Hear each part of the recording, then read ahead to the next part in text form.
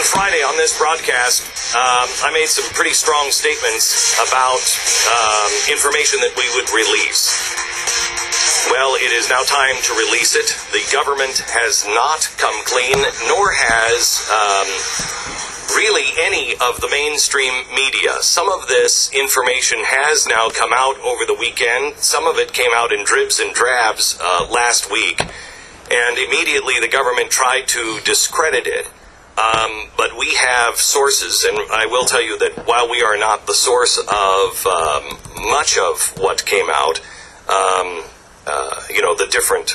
the different people, these sources, some of which we are talking to others. We are not an organization that cares about exclusives. I don't care about being first. I care about being accurate.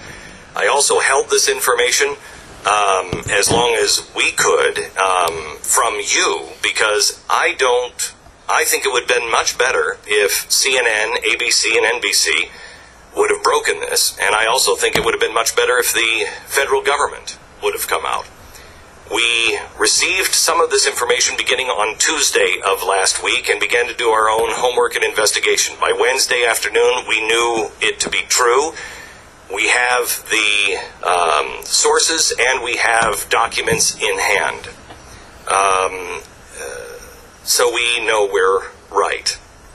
I warn you that while some of this now you have heard, others, there are I think 5 different points in here that is new and exclusive. I warn you that do not go to just anybody for additional. Just because these things we can verify because we have the documents in hand does not mean that we go any further than this.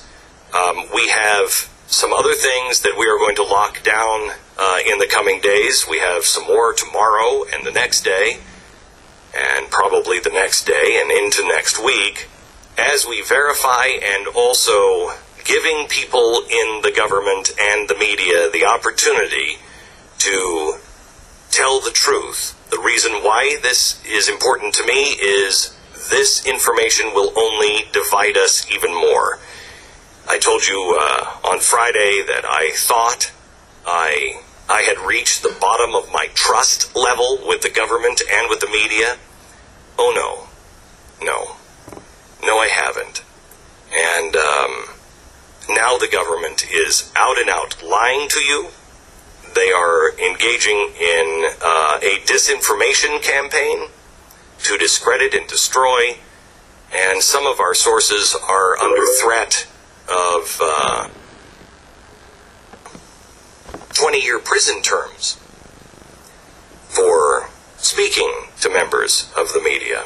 I can just tell you that there are brave Americans that are at the highest levels that are begging you to listen and to take action and call your congressmen and call your media centers and say, why aren't you doing something about this?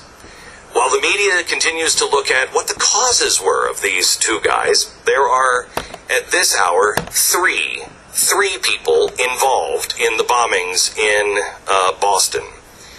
The first one is the one we're going to address. You know the other 2, they were caught on Friday. But the first one was caught on Monday. And we don't know at this point. I can speculate, but I won't at this hour. I can speculate, and I bet you can draw your own conclusions as well as how he was involved. But we do know that he was involved.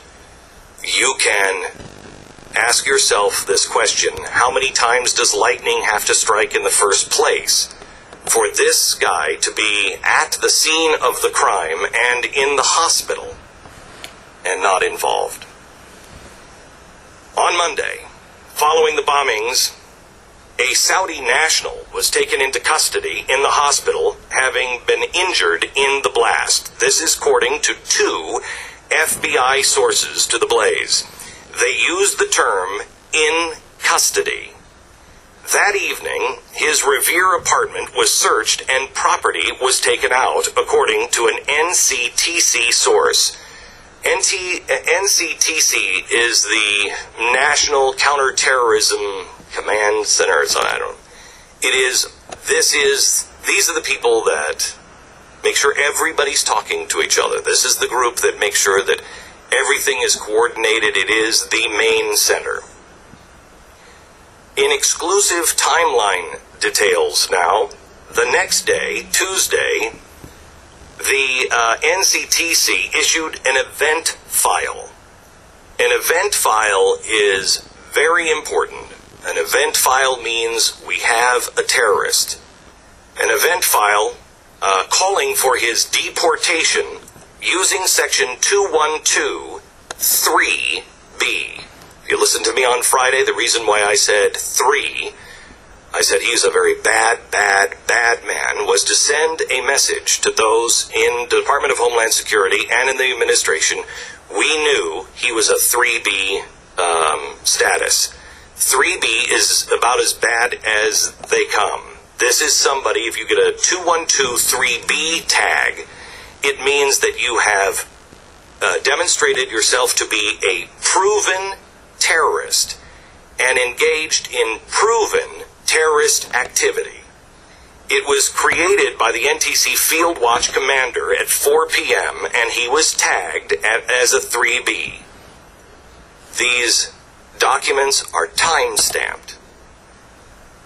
Who actually tagged him as a 3B, we are not sure. We know the field commander or the Field Watch Commander is the one who entered it. Which government agency said he's 3B, we don't know. But we do know this. It is almost impossible to charge someone with this. It is very, very difficult. You need solid evidence, because this isn't something that one group says, hey, 2123B. All of the departments have to agree that that evidence is strong enough to tag someone 2123B. It has to be almost certain proof and evidence. If any agency that is part of the NCTC disagrees with the charge, it cannot be applied. It's very important that you understand. This is not something that is riddled with mistakes. If you hit a 2123B, if one person objects and says that's not right, you are not allowed to tag them with that. It's a huge burden of proof. It is the equivalent in civil society of charging someone with premeditated murder and seeking the death penalty. So nobody called up and said, hey, 2123B, put it on, and we'll take it off later. Now, Tuesday, this happened on Tuesday. As soon as that happened, Tuesday morning, Secretary of State John Kerry meets with the Saudi Foreign Minister, Saud. The meeting is abrupt and it is closed to the media. Tuesday, after that meeting, the FBI starts to backtrack from the suspect, saying he's no longer a suspect, he's a person of interest. Then he's no longer a person of interest, he's a witness. Then he's a victim, and then he's a nobody. Wednesday afternoon, the president has a chance encounter with the Saudi Foreign Minister Saud again, and the Saudi ambassador Adel Al-Jaber. They say this was about new developments in Syria. Do not believe it. Exclusive now from the Blaze, updated information. Wednesday at 5:35 p.m., the file, the 2123B, is altered. This is unheard of. This is impossible in the timeline due to the severity of the charge. If these things did happen, which they don't, if this did happen, you don't one day put a 2123B charge against somebody with deportation and then the very next day take it off. It would require too much to do it. The order was that the deport order was rescinded. And this is critical that you understand, there were only two people that could do this.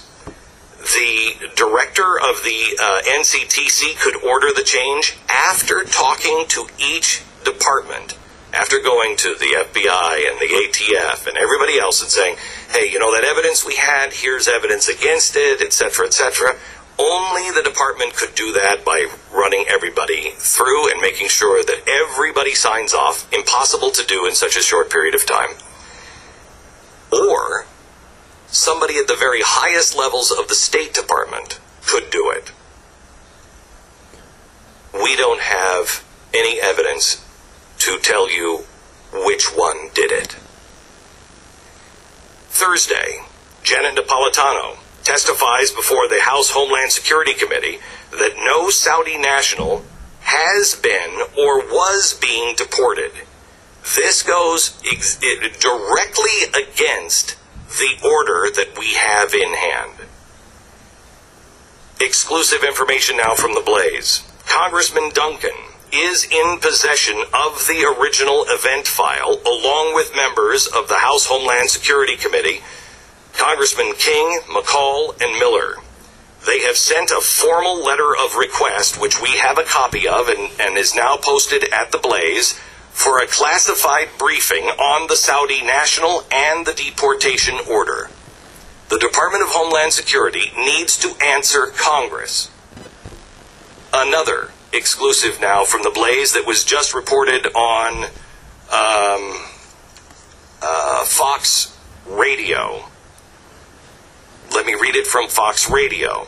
The Saudi national who was initially detained and then ruled out as a suspect in the Boston Marathon terrorist attack had been flagged on a terror watch list. Let me report. Had been flagged on a terror watch list and was granted a student visa without being properly vetted. A source close to the investigation revealed that Abdul Rahman Ali Al-Harbi had been deemed inadmissible under a section of the Immigration and Nationality Act which declares ineligible for a visa any alien who is engaged in or is likely to engage after entry in terrorist activity. At least 2 additional sources have confirmed that Ali Al-Harbi is set to be deported as early as this week, contrary to statements made by Homeland Security Secretary Janet Napolitano. Thursday of last week now, going back to the Blaze report today, Thursday, DHS and ICE told the media that there are 2 Saudi nationals. And it's the other one, not the one hospitalized for injuries suffered in the bombing. That's the one that's in custody and being deported. We would respectfully ask for any kind of evidence of that. Who is this second Saudi? There were no names, no pictures presented.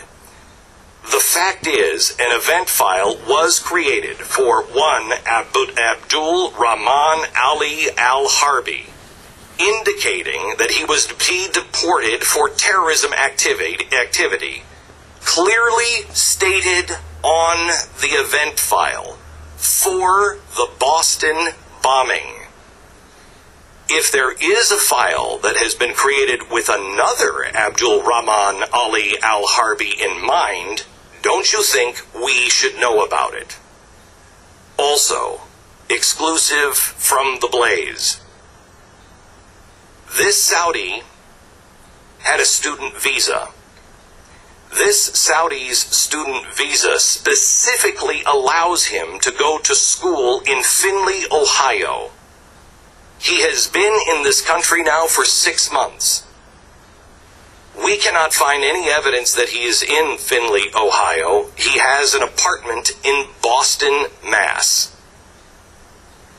If this is a case of mistaken identity, then who is the person named in the file with the same name, with the 3B charge? If DHS was working with a person as a source to out the bombers, then why is there a 3B charge? Exclusive. Why wasn't the Congressional Committee on Homeland Security notified? Why are they being cut out of all information? This is protocol. We're working on the family connections. And there is more to come. Sources tell us this will most likely now be kicked from DHS to the DOJ and labeled an ongoing investigation that just cannot no longer be discussed. This will be the reason Napolitano will not answer the Homeland Security Committee's request for a briefing. Like Benghazi, they have a heavy disinformation campaign floating a variety of scenarios to confuse the media, but that apparently doesn't take much. To prevent the story from being pursued, mistaken identity, wrong Saudi in custody. They are also working very hard to discredit those on the scent. I will give you more information on this in just a few minutes. But I want you to know, I need you to call your congressman right now. There are those congressmen that are aware of this, have seen the documentation. They're in the Homeland Security Committee. They know. They have seen it. They need your support. They need your help. If the American people do not stand up, and they do not demand justice to be done, and they do not demand information on where this Saudi is right now, our sources tell us there's one of two things. He's either on a plane tomorrow or he is already gone. We want to know where he is. We demand answers from the Justice Department and from this administration. You call your congressman right now and you ask them, are you aware of this information? If not, talk to the Homeland Security Committee. And if you are not on top of this and making this your first priority today, I want to know why. Call them now. I will give you more information and why this is happening, and also the media and how they responded behind the scenes, coming up in a few minutes. First, our sponsor is Carbonite.